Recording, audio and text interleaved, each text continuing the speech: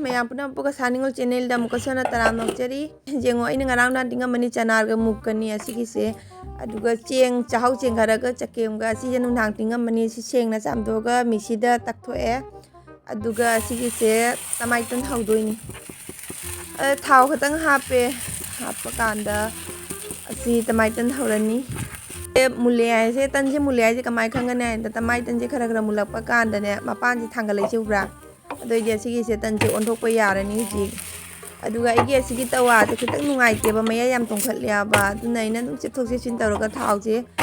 tan ji ga chotlhali bane ado hujik tan je mulle asina dum breakfast sarani asigi se ai padi yam pa me je ngo sumaina chap chap ting ba se simagi yam pa me sigi se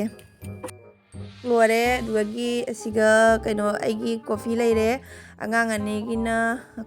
bonbita happy re ara dry fruit kharaga laure do si charani tamai tan je ngo myam asi thau jaw dang hau hi baduna ba sina mai huma bau jai ke je cha hau ga kaino na hau re ni ko ama em ko ama thau jaw rồi ko ama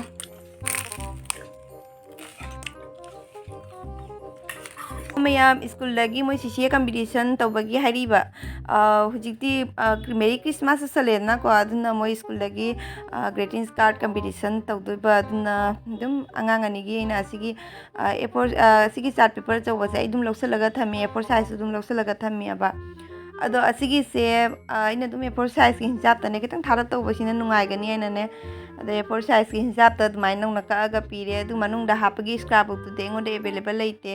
leira mi chanu paina loina seta seta manghang gare do mo school dagi ama lohalaga dum sijin hang gare ada I chanu pai di oine ten mi popone ma ke khujing ga ka poi matan je ka tharaga mai ta ta ba aduna asi do Friday numi sida dum ka kire adagi moigi tiffin sena tamaitan hogi do adugi do tamaitan hogi do adugi do priya deba aduna papor se oina hogi re I papor si am haure se alu gi papor ne ba asi am haure myam asi se oina hauraga mo school da pure asi jengo kyam phajagrano jengo hauriba mo se 1 hour later ha mayam haji agi nupa hale e duty dagi aduga ma ki mu tan haubire makti thau se yaudabana pamba hilyaba aduga ina dumne thau khara hapchalle aduga makha tabadi dum thau haptangagi haure sumai tunna maksu sare porda pale khara ngal masak jaude masatani asi pale mayam huji khitang mamme mung se yengba khitang nungai re mayam aiche huji doctor da chatoina ba isa je nung nungai ti ba aduna doctor da chatoini ado sukui bade ai asigi phije tai dengi leirakpani ba October thada puja da leikiba phido adui phiduni do ngasi asi je tairaga asi selaga doctor da chatoini asigi mangon gi poda si jo mu panjale asi aina chiche da lokthoga pigi bado adugi do poda hen ba lebado adu da panjale huji 6 hours later hawa macha hawi nanu hawra ado mayam ichano pisu ngasi di masak ku hanjare suka kare to sele phajate masak je phajai phajai do mayam akoi table le base table da chaba do nungai ti ba khangde da table da chaba se na puksu jam chau thok pani table da chaba isini na mayam khangjauro table da chak chaba se puk jam chau thok pani ba aduna table da na tabada makha da smai dum phamna chaba se sina phabani do smai pham do na te makha pham ba ji smai pham da di lore mo chaba lo ri ko do ma dam dai na mak mamang dai chakri ba botol do pai ga itu mo ta na hai dai ba kwa ni kita nang izing do kadang bilo na ya tu dia ma ke sing lai pra kai ni chanu pa jang ni mo ro jaw da ba ne ba spicy noodles se sai du su mai jang da ka ne jang da ga mo ro ka ha pura ba ne chak sa ro kai nom ra ba na ta ri chini ga cha ke chang ko cha ke ai cái taste và xin được trai được mang cái gì thôi tính anh cha bao nhiêu người trong nó có những trong đó là gì á good dạ mấy nè không sao được rồi dạ mấy cho kìa anh cha bao nhiêu gì anh ta mà nó đi đào sai đâu đó nên là chỉ cái kita nông nào chân cắt và tụi mình nói đi vậy anh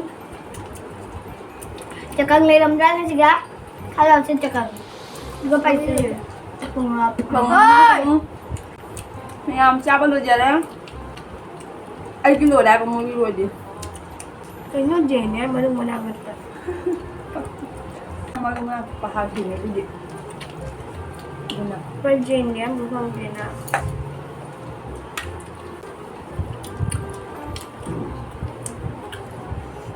เราก็จะ Anda, ami lagi nak kai kali ni kai marono ni. Kai marono ni ami lagi nak kai. तुम्हें लगे आप बजा दे को मम्मा Kai ami lagi nak hap tu ni. अम्मी लगे तुम्हें लगे नहीं लगे आप अरे तुम्हें लगे नहीं aku sudah cari cari lah Thật là bật cổ. Ở đi tại như bút kia nào thì nó chẳng được. Dịch chắc ra em, còn nó mà có một khát tạp vậy, chăn nó pi xe, mua school đó cho quay xả tôi đi tôi đi mà này tôi đi chung đó, thì bây giờ bây giờ gì mà ba đã hay nữa thì giờ ba đã hay nữa là tạm đó, được giờ đó đi đúng trình bị cái ngạc tăng, đi đúng một phần là cái mềm đó, rồi đi rồi sẽ là xí. Mà yam chăn nó pi xí tận nhà bơ, mà nó bị lấy đó. Ado jagoi tawane na adugi thimbirak pani ba mo khangde moi school ge grandparents de ne jagoi sahangeni jagoi tawani hai ba dugoi dugoi chan pisu jagoi sani hai ba do chan pa chung hak tang tang kar ge na jum dugane ka khat khi ba la bo onda ni ne moi jum kamai tawri na ko masak jing jinga siga jinga masak to mà giờ sunari sana sabam da lai ne ba ki khuji kuya ba sala me bodo ji pha bo loi te do jinga ni ujik se ma mai kam na kona ta uri ba da da tapi jo go cham di ni da lai re gari pha je bi si ga lai re a hi to nga ga main road ta thok lai nei a hi thau ra ga main road ta thok lai nei ai je wa soi ba na kai no khang de ba asigi phi se nga si tai re aduga set le phi ji ga si khong rao ji ga si set boy na sap ba ren doctor phone da kyang ku ko no di khang da bani na ne tu chan pi pura ga sat le ni thok le chan pi doctor da ji ma ya chan pi thok le हम सिरी bye bye thola pura ne yam phajadra je ngo maning da le hoi da ku pa ja ma ai video lawa ngo de nang ta ya hongra ku pa ja ma asibudi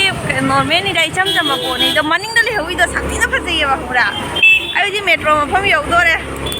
metro ron da gi sa toi ni asigi puri chen nu ai te bang nga cham yam law re ai nga sam law pa mi do ga su masigi nga sam ku law ni ne ma no da ko thai ba hongra du na pam de ba adum ninga manga cha ban na ko thai bi da adu i do re ga di am pam me ba si hai na de si puri je kai no mi tau to re nu ai te komla pai di je mu du ai na hai bi do komla ai bi do du se komla pai di mi am je mu ura mi am komla pai di sia ne ra moi health care je re ai chang ani video di am na lo ra ro mai am su dum uri du ni doctor jeng na lo re du ga kai kai no khang de moi blood test wa na pi de ba thyroid sugar ati su kai no khang de me am pi de ba atu tu su tau ga ni do ai hu ji video na mi se doctor na manang da si da loi urong ma da loi na lai ba ne blood test ta bang kare karang lo pura ma sta lai re ai bi si da taw ra ma ga report to ji phang ga dar nu ba sida tawraga report na hayeng sandada hayeng di mo ai la roi hayeng na ai na pa ge duty le bani na ne ai hayeng di la roi hangsi oina la ani blood test taw do ai ji phami ba jaga ji ske siga dum taw du ba aska dum thola ga I log du ni